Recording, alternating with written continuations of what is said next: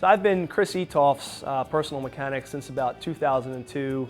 He and I have developed a close friendship over the years. He's the 6-time solo mountain bike world champion. He's a local guy as well. A lot of you might know him from being on the trails. Race Pace has been a great bike shop, my local bike shop for a lot of years, and given me a lot of great support through my racing. John was actually my mechanic and team manager at various times when I was racing.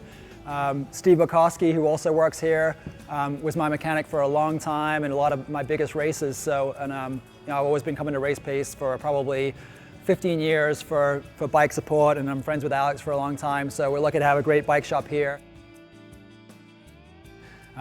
We had a team every year with Trek that would enter the 24 Hours of Canaan back then, and the 24 Hours of Snowshoe, and we'd enter as a team, so we'd be a 4-person relay team. So you don't race the whole 24 hours. You take turns with your teammates. It's a lot of fun. Paz would be there. Some of these, you were our team manager. You raced a whole bunch by yourself too on different teams. So a really fun format, and there would be these crazy guys out there that would race solo. They would race the whole thing by themselves. The team relay thing was fun. It was interesting, but I would see these guys racing solo and didn't think there was any way I wanted to do that. I mean, who wants to ride that bike for 24 hours solo? It seemed ridiculous. But about the same time, I was starting to do these 100-mile races, which was another new format. Quite a long race. It would usually take about 7-8 hours for the winner, for the lead riders, and I was starting to do those. So that was kind of hedging towards the 24-hour solo thing. I was doing well on the 100-milers. Started to maybe contemplate someday doing a 24-hour solo, and 24-hour solo was gaining momentum. It was becoming big. It was becoming a format that people were into. I went and did the 24-hour solo world championship. First time I'd ever done a 24-hour solo race. Didn't really know what to expect, but I knew I was doing well at these long races. Went out there with just my dad at the time. My dad was my only pit crew, and decided I was going to try to ride without stopping. That was going to be the way that I was going to do this. I did not want to stop. I found on long training rides, if I stopped and took a break at a 7-Eleven or something, I'd get back on my bike and actually feel worse because I'd stiffen up so quickly and my body would start to break down and want to take a break. So decided I was going to go try to do this thing without stopping. And most people were stopping and taking breaks. Some guys were even taking naps. So they were taking 1 or 2 hour breaks. I'm just going to try to go without stopping. So I did it. It went well. I didn't stop. I survived and I won. And that kind of cemented my career right there, right? That made me a 24-hour racer. So that was it. That was my focus for the next few years. I did world championships and won 6 in a row at the world level. Started getting more and more support. So that's when I could bring some staff. The next year Trek was saying, well, you got to go do this again. I would say, I need help. I can't just go with my dad. My dad's getting older. He has to stay up for 24 hours helping me and getting my bikes ready, my lights ready, my food ready. I need help. Can I take Paz? So, so I found somebody. I found a sucker to come and do it. There was a good enough friend that would come out there and do it with me. Silver Star, our first one together, British Columbia. We had amazing weather and we had terrible weather all in the same race. We had a huge hurricane storm that blew in. But I won again, went well, we learned a lot. Every time you do these kind of races, you learn so much. We would learn how to prep the bikes better, how to prep my food better, how to communicate better between pit crew and rider. So we would learn a lot every time. We'd have a lot of fun with it. There were really some awesome, epic trips that we had together. My dad would still come along, but he was happy to take kind of a reserve role. He would be there. He was kind of the expert, wise advisor. But he had young guys there to do the grunt of the work and really make things happen. Maybe the next year, Steve started coming too. I was able to kind of expand my team each year. I kept asking for a little bit more and more from Trek, and they were, thankfully saying, sure, we'll buy him a plane ticket. We'll send him out too. So then I could have a mechanic and a team manager. And these guys have it's a lot of work pit crewing for these races. It's 24 hours for those guys too, and then some. There's prep work ahead of time in the morning before the race, setting up tents and areas and tools and bikes and equipment and food and lights and all that stuff. And then this work afterwards, we'd take so much gear and all this equipment and they'd be working for 5 or 6 hours after the race. So it was probably a 40-hour event for you guys. These guys aren't sleeping. Well, maybe snuck one now and again, maybe one eye at a time. Not on purpose. But huge endeavors for these guys too. And I'll always be appreciative of the guys that came out and did that for me, like Paz and Steve and my dad. I've worked with Steve Borkowski for a number of years. I think we started off working together at Race Pace, and I brought Steve on as the assistant mechanic for the Trek VW East Coast Regional Factory team around about 1999, I think. Steve came on with that program. He was new to the program. He joined as the mechanic, and I promoted myself to the team manager. He was great from start to finish.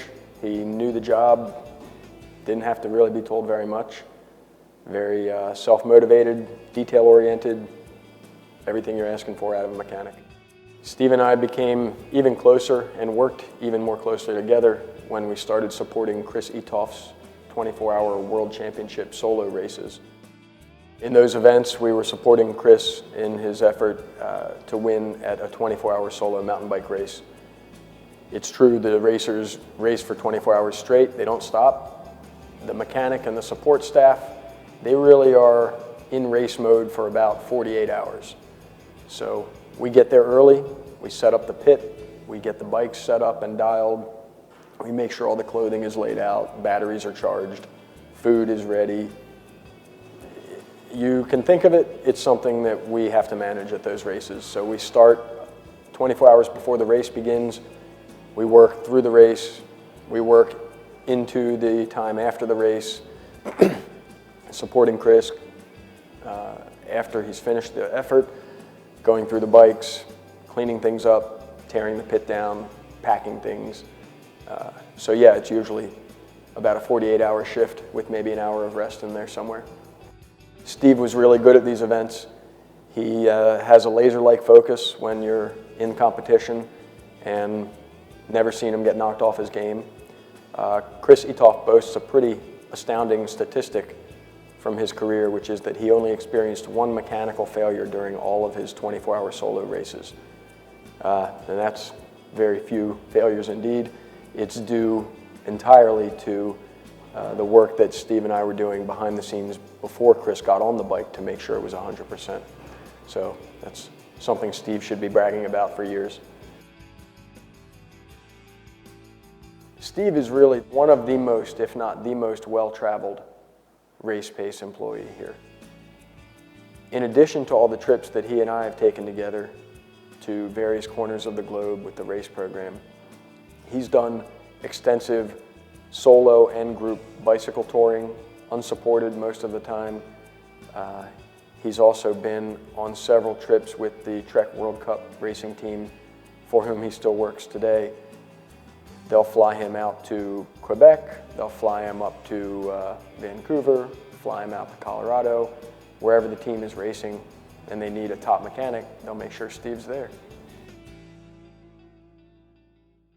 Looking forward to hearing some stories from Steve about his dad experiences.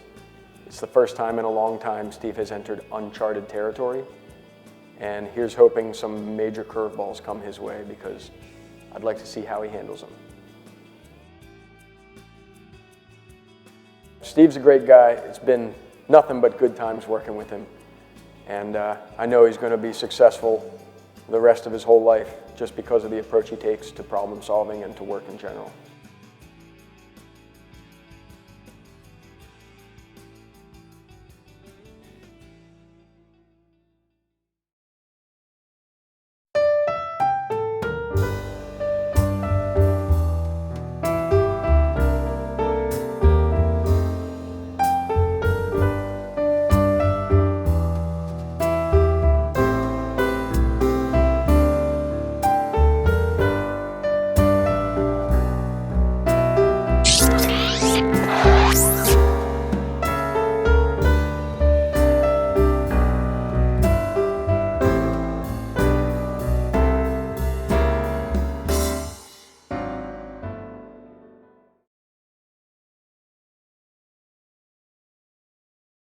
Steve is Mr. Poker Face.